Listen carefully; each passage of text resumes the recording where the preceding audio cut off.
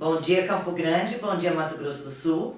Hoje nós temos mais um quadro aqui dentro das eleições de 2018 com pré-candidato a deputado federal, que vocês já conhecem das telinhas. É o Mamon, que vem representando o PT, né, Mamon? Isso. O Mamon estava no Big Brother 2017. Bom dia, Alcina. Bem-vindo, Prazer enorme Mamon. estar aqui com você. Eu é que agradeço a sua presença aqui e ter aceito o nosso convite para vir falar um pouquinho de política. Opa, falar de política, falar de vida, falar inclusive dessa política que é o BBB. Exatamente, não deixa de ser, né? O BBB é uma eleição, quem vota é o público. Se você sai, se você não sai, se você vai ser o campeão, você não vai ser. Então, bater um papo bem descontraído e falar de coisa séria também, que eu acho que é importante também, mas sem perder o humor e o amor. Cara, eu penso assim, se a gente perder o humor e o amor, a gente pode desertar, né? Pode. E cair fora. Não, já cai dentro do buraco, pede para enterrar, Porque na situação que nós estamos enfrentando nesse país, né, com todas essas dificuldades, e a esperança que nós temos são vocês agora. Essa nova eleição que pode nos trazer um diferencial nas urnas que depende muito do que a população vai fazer com os votos, né? Sim. Porque quem está fazendo estrago lá não são os políticos, não são eles os culpados, somos nós que votamos errado. Então, agora nós temos um quadro como esse aqui, por exemplo, para analisar cada um de vocês que vem aqui conversar com a gente, que vem colocar suas ideias, que vem falar um pouco de si. Você, Mamon, você é advogado. Advogado, já fiz um monte de coisa na minha vida, só não roubei e não matei para ganhar dinheiro. Mas já trabalhei de garçom, já fui office boy de transportadora, transportadora rodoviária, fui professor, fui estagiário da defensoria, cozinheiro. Cozinheiro, chefe, hein, gente? Você é chefe de cozinha. O advogado, o direito me escolheu em 2003. Então, em 2013 eu já tinha 24 anos. Mas cargo público é a primeira vez que você disputa uma eleição? Sim, cargos eletivos sim, mas já participei do governo do Zeca, no segundo mandato do governo do Zeca, onde fui coordenador de juventude, fui a pessoa junto que coordenou a equipe, que pensamos o Bolsa Universitário, que hoje, inclusive, ficou como uma política de Estado, que hoje é o Vale Universidade. Pude, de alguma forma, contribuir com o meu conhecimento para que pudéssemos fazer políticas públicas e pudéssemos mudar a vida das pessoas. Mas eu sempre fui dos bastidores, né? De ajudar a organizar, de pensar, de discutir com os candidatos. E agora, pela primeira vez, eu vou colocar meu nome à disposição e a cara a tapa. Não é fácil. Não é fácil. Com tudo que a gente vem enfrentando aí, infelizmente existe assim sempre uma comparação, né? Sim. Do novo com o que aí está. Lá vem político de novo. Então é muito difícil, a pessoa tem que ter muita coragem para hoje se posicionar como um pré-candidato e dizer, olha, eu vou disputar, eu vim aqui falar de política com você, né? É muito difícil isso, mas nós não podemos perder as esperanças e temos que ouvir. E para isso, eu gostaria que você dissesse para nós aqui quais seriam assim, o que você pensa em poder estar atuando e colaborando caso você venha a ser um dos representantes na bancada federal? O que você pode, com o seu conhecimento, com a sua bagagem, estar atuando lá em Brasília em benefício do nosso estado? Olha, antes de tudo, uma candidatura a deputado federal, ela é uma candidatura para se pensar o Brasil, né? A gente é eleito por Mato Grosso do Sul, mas a gente pensa o Brasil. E hoje a gente vê que os nossos mandatários eles não pensam mais no Brasil. Eles pensam assim, olha, eu vou atender minha base eleitoral, eu vou ficar aqui porque eu preciso de uma emenda parlamentar. E uma das coisas que a gente mais escuta é que o político não trabalha. De fato, o político trabalha, não é pouco, né? O problema é que como a taxa de eficiência do que ele deveria fazer, coloca como se ele não fizesse nada. Qual é o papel, por exemplo, de um congressista, de um deputado federal ou de um senador? Editar boas leis, né, e fiscalizar os gastos públicos. Eles não fazem isso. Olha, isso... Aqui, nem a Câmara Municipal faz. nem a Assembleia Legislativa faz. Então, é uma distorção dos papéis da representação política no Brasil, que a gente tem, por exemplo, um executivo que é soberano, né, que não deveria ser. Óbvio que esse modelo que o Constituinte de 88 colocou, que é o presidencialismo, o chefe do executivo, só que tem muita coisa que nós dependemos do Congresso. E o Congresso, ele é extremamente moralista. Os temas chaves que a gente tem que discutir, eu costumo dizer... Moralista em que sentido? Em todos os sentidos da moral. Em todo o sentido da moral. Desde a moral privada até da moral pública. Teoricamente, você está dizendo. Não, teórica não. Se você pegar, se você vê que nos últimos 13, 14 anos, quem mais legislou no Brasil foi o STF. De temas importantíssimos. Por quê? Porque o poder legislativo, ele se retranca por causa da moral, né? E o brasileiro, ele é muito moralista. E isso acaba travando alguns temas que é importante para a sociedade. Aí não vai ser importante para quem pensa, por exemplo, que tem uma visão mais conservadora em relação, por exemplo, ao aborto. O aborto é o que acontece todos os dias no Brasil. Só que tem um aborto clandestino que é uma clínica luxuosa, e a gente pode chamar aqui a memória a Neide Mota. Quantos milhares e milhares de mulheres não passaram por lá, e não eram mulheres pobres. Eram mulheres, filhas de pessoas de nome aqui no Mato Grosso do Sul. Mas o que faz? Joga por debaixo do tapete. Não vamos discutir isso. Enquanto isso, tem milhares e milhares de mulheres morrendo na mão de carniceiros. Né?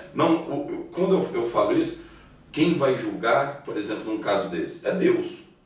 Eu não tenho o direito de julgar. Né? Então o problema é com o juízo, é com Deus. Agora, o Estado não pode deixar que essa pessoa morra num lugar clandestino. A mulher tem o direito de chegar e falar, olha, eu não quero ter filho.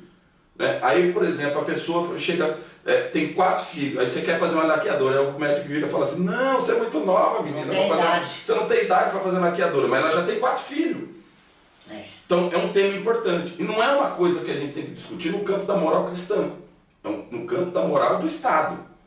Então as coisas, eu falo que quando tem representante que quer discutir muito a vida privada do cidadão, ele deixa de discutir o que é mais importante. Essa questão dessa pauta, por exemplo, do aborto, a gente vê assim como sendo uma pauta assim muito, além de polêmica, eu acho que ela leva muito para o caso a caso, né? Claro, por exemplo, eu sou espírita. Primeiro que eu não tenho como praticar o aborto, mas se eu engravidasse uma menina, tivesse um relacionamento com ela, a primeira coisa que eu ia falar assim, olha, vamos ter. Que foi o caso quando teve meu filho, eu tinha 22 anos, ela 22, e aí ficou grávida, a primeira coisa que eu falei, olha, vamos ter o filho, vamos casar. Né? Agora, e se ela falasse, não, eu não quero, eu ia obrigar ela a ter o filho? Sem condição. É completamente diferente. Né? Então a gente tem que colocar, óbvio que a gente tem que respeitar a opinião de cada um. Eu acho que isso é viver em democracia. Apesar, no meu caso, por exemplo, sou cristã, né? Sou católica. Não, mas, eu também sou cristão. Mas eu não, católica, mas sim, assim... A católica apostólica romana. Exatamente, mas assim, eu sou completamente contra o aborto espontâneo. Sim. Tá?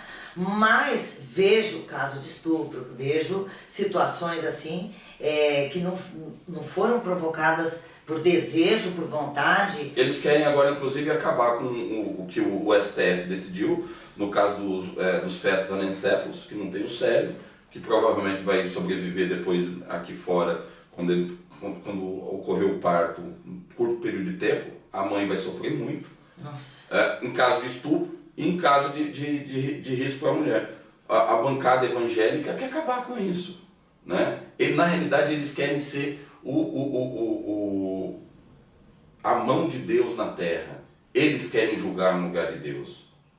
E Deus não deu essa prerrogativa para eles, e não deu esse poder para eles. Para ninguém. Para ninguém. É natural que você pode ser balizado pela sua fé, pela sua cultura, tudo mais. Mas quando você está ali, você não representa só o campo evangélico. Né? Você representa a sociedade como um todo. Né? E o nosso país, ele é um país laico. O laico não quer dizer que nós não aceitamos nenhuma religião. Na realidade, nós aceitamos todas as religiões. Nós não temos uma religião oficial, mas nós aceitamos todo mundo. democraticamente, dentro do pluralismo religioso.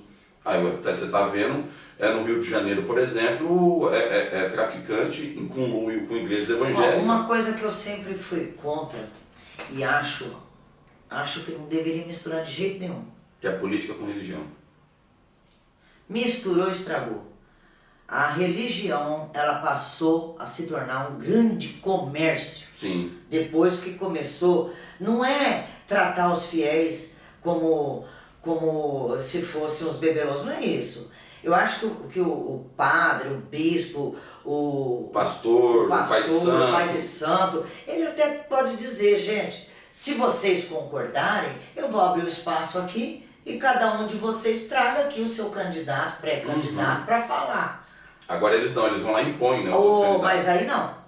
Aí pega o cara lá que chefia o terreiro todo, seja ele bispo, pastor, padre, o que for. Dá uma cueca pra ele. E vende o curralzinho dele. Aí depois ele chega lá, vocês têm que votar. Que isso, pelo amor de Deus. Isso acontece muito no Brasil. Cada cabeça sentada dentro de um banco de igreja tem um valor. É por isso que hoje está sendo denegrida a moralidade na família. Hoje as religiões já não têm o valor que tinha antes. O povo fala assim, ninguém respeita a religião. Vai respeitar como? Se os que se dizem autoridade dentro da igreja comercializa a fé de quem vai lá à procura da verdadeira espiritualidade. Da fé, né? Da fé. Que jeito, mano? Fala pra mim. Aí eu vejo as pessoas, por exemplo, criticando a interferência do Estado, né, e a religião no Oriente Médio, no Irã, por exemplo. O islamismo, porque o islamismo virou o diabo, né, na cabeça das pessoas. Mas aqui a gente vai ver os neopentecostais fazem a mesma coisa. Então, assim, faço o que eu faço, mas não faço o que eu falo, mas não faço o que eu faço o que eu digo, mas não faço o que eu faço. É muito estranho, então a gente tem que separar isso daí. E assim, a nossa democracia é muito nova, Alcina. Nós temos 30 anos, vai completar 30 anos que a gente elegeu o primeiro presidente da República, agora em 2019. Mas embora nova, você vê muitos atos falhos na nossa Constituição. Claro. Né? Ela já precisa ela não é perfeita.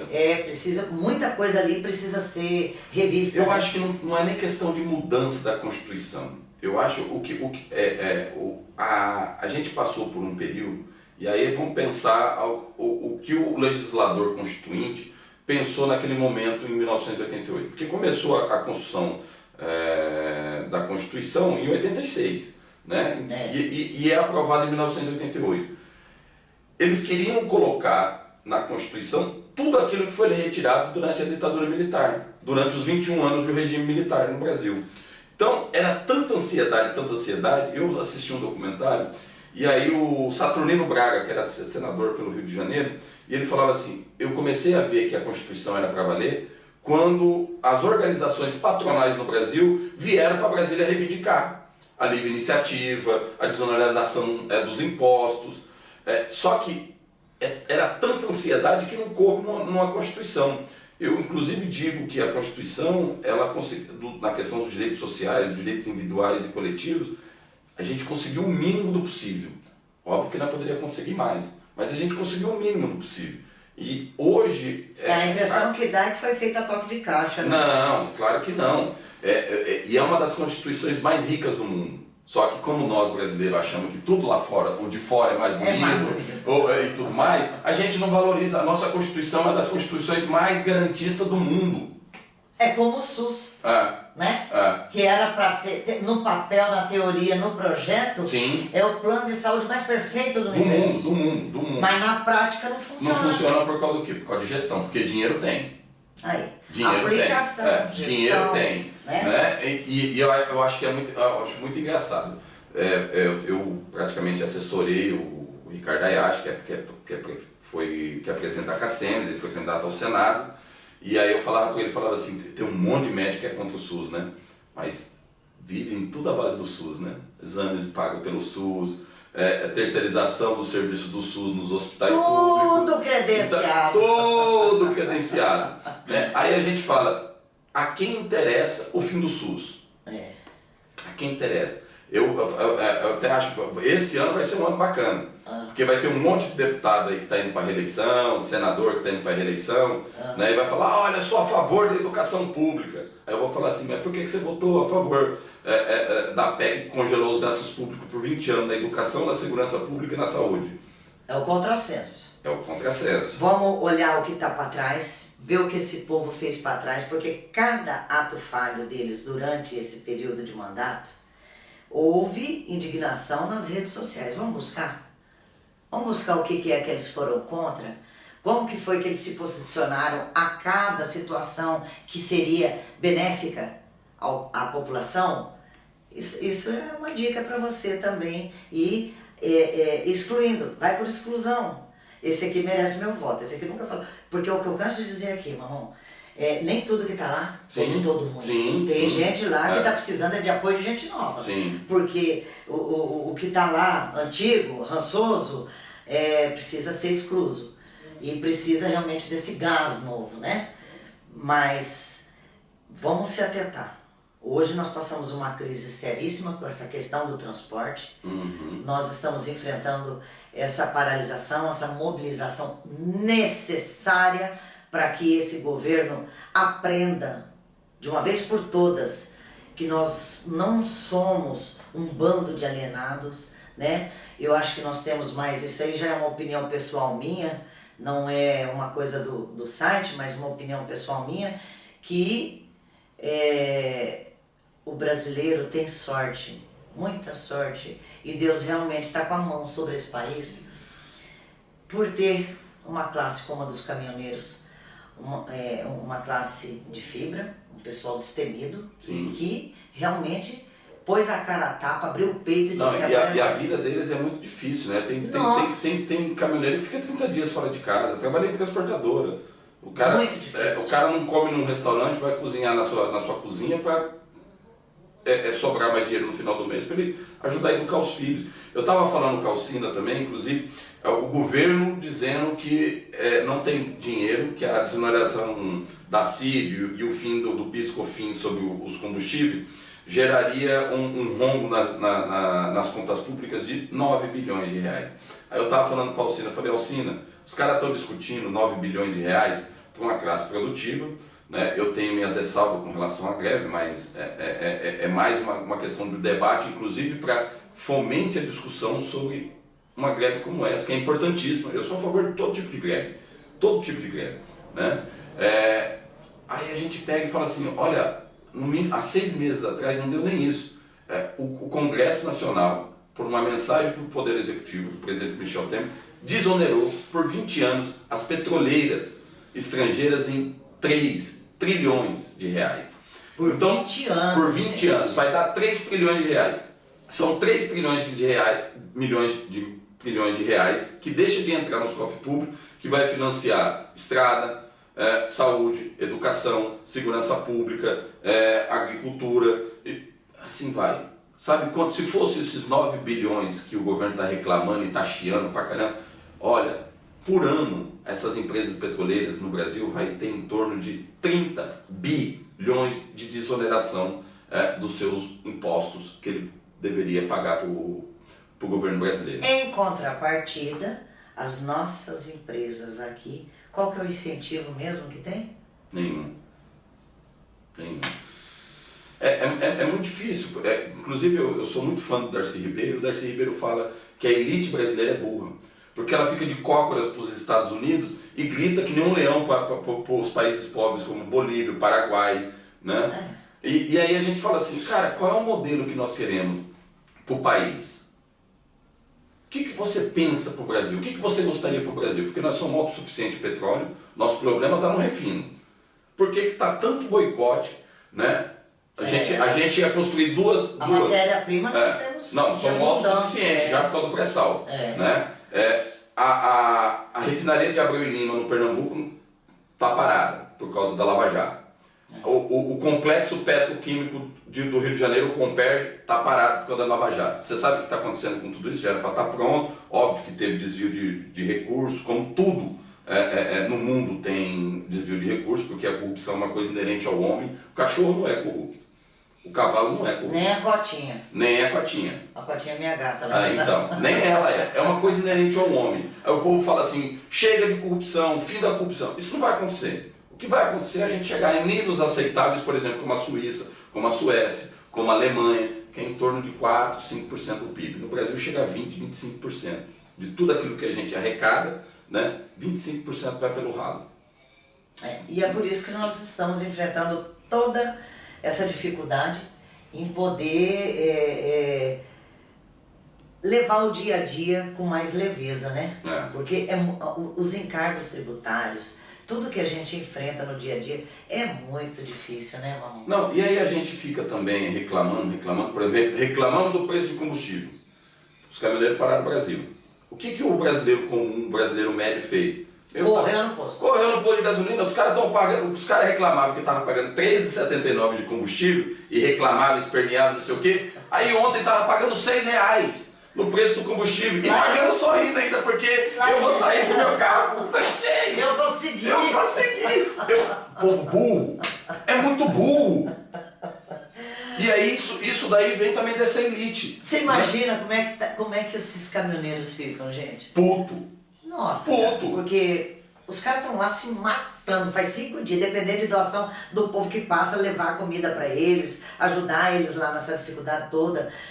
Agora, ó, o presidente acabou de anunciar aí que tá mandando as forças, né, para liberar o bloqueio das estradas.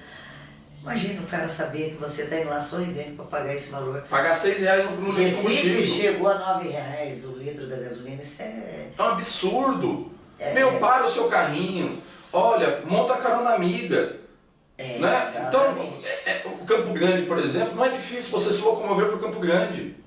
Agora não, eu vou encher meu tanque, e aí eu tô com o tanque cheio. Vem aquela coisa fitinha, né? Eu vou no barzinho, eu sou... pensa um pouco, se tem alguém lutando para baixar os preços do combustível, existe uma coisa no mercado que é o seguinte, isso vai principalmente para os liberais, né, que diz que o PT é comunista, que o PT não sei o quê. O PT nunca foi comunista. O PT é um partido reformista, né? Ele se propõe a reformar o Estado, né? Aí os liberais, eles falam assim, olha, eu estou pagando... existe a lei da oferta e da demanda. Se a demanda for maior que a oferta, vai subir o preço. Agora, se a oferta for menor que a demanda for menor que a oferta, para de abastecer para você ver se o preço do combustível numa semana não cai para R$3. Fica uma semana sem abastecer o seu carro. Mas ninguém quer se privar. Não, ninguém quer sair do seu ar-condicionado do seu carrinho. É a zona de conforto. É a zona de conforto.